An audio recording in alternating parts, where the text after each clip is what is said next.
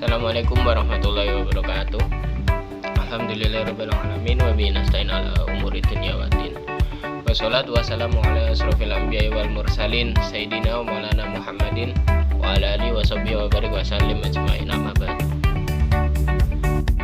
Yang saya hormati Bapak Kifah Ahal Putra, Magister Pendidikan Islam selaku dosen pengampu mata kuliah kewarganegaraan kelas B Biologi. Perkenalkan, kami dari kelompok 4 yang akan mempresentasikan terkait materi konstitusi dan hierarki perundang-undangan. Sebelumnya perkenalkan, nama saya Muhammad Haidar Arham Diaul Haq, dan di sini saya akan menjelaskan mulai dari latar belakang hingga pembahasan poin pertama. Tentunya saya di sini tidak sendiri karena namanya kelompok. Saya akan dibantu oleh 2 orang lainnya. Jadi totalnya di sini kami bertiga. Satunya ada Putri Ratna Bunga Agustin dan Mila Febriana. Nah, kembali yang tadi materi yang kita bahas adalah terkait konstitusi dan hierarki perundang-undangan.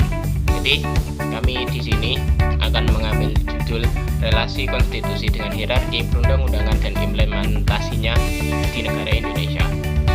Dapat dilihat dari slide tersebut. Dalam PowerPoint yang kita tampilkan di sini akan membahas yang pertama rumusan masalah, lalu latar belakang, kemudian dilanjutkan pengertian konstitusi sebagai poin pertama dalam pembahasan. Yang poin keduanya adalah pengertian konstitusionalisme. Poin ketiga akan dilanjutkan oleh konstitusi di Indonesia.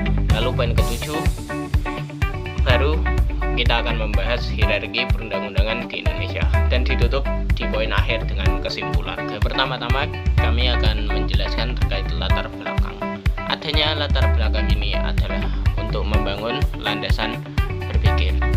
Membangun landasan berpikir kalian terkait konstitusi, yang kalau langsung dijelaskan konstitusi seperti ini seperti itu, maka kemungkinan pemahaman yang didapat akan jauh lebih sedikit. Oke, yang pertama kita akan membahas terkait negara terlebih dahulu, karena sejatinya konstitusi akan tercipta apabila ada negara terlebih dahulu. Suatu kemustahilan apabila konstitusi tersebut ada tanpa adanya negara yang terbentuk.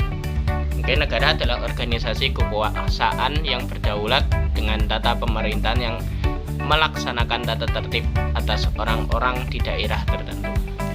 Makna negara secara meluas tersebut memiliki tujuan yang sangat mulia serta berfungsi untuk melindungi setiap warganya.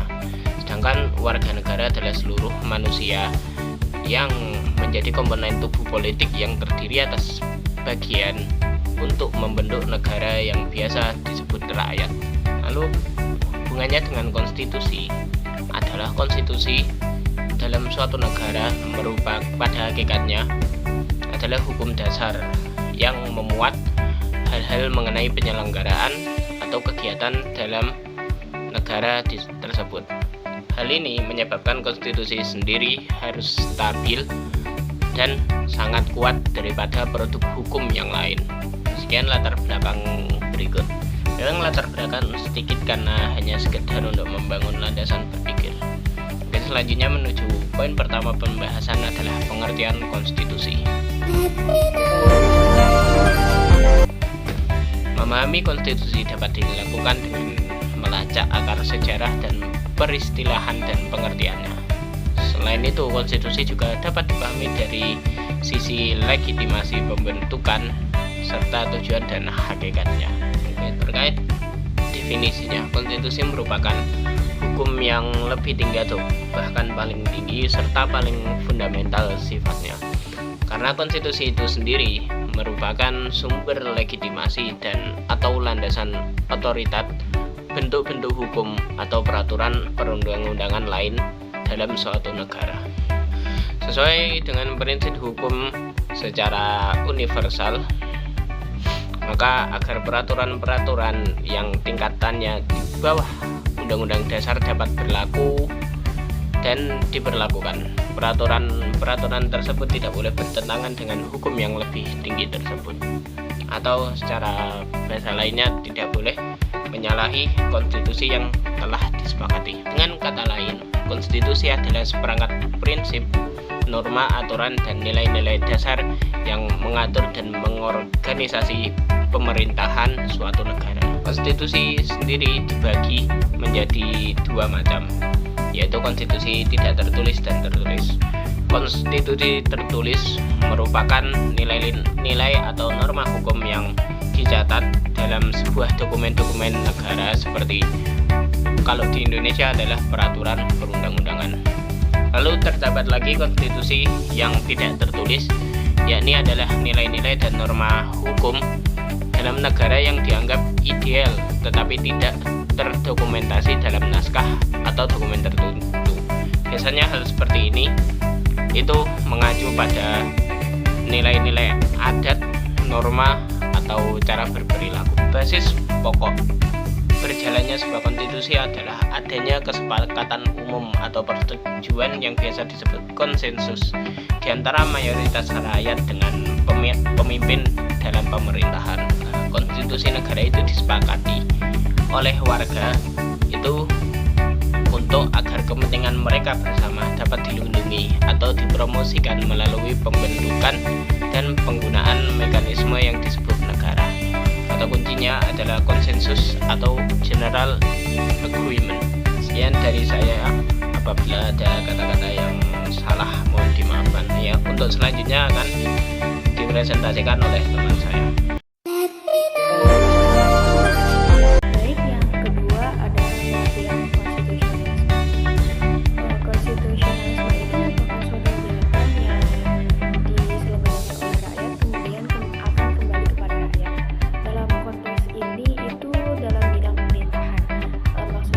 Konstitusionalisme itu adalah bentuk jaminan bahwa pemerintahan akan menjalankan tugasnya dan tidak melakukan penyalahgunaan.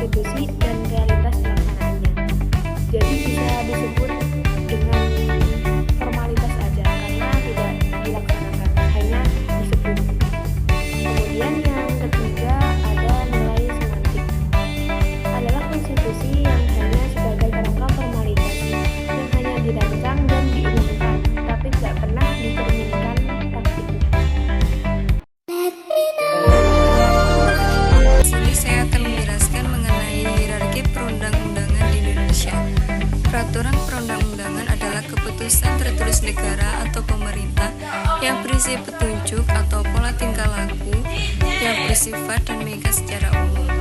Hal ini memiliki tujuan sebagai proses mencapai cita-cita dan tujuan negara, yaitu kesejahteraan masyarakat.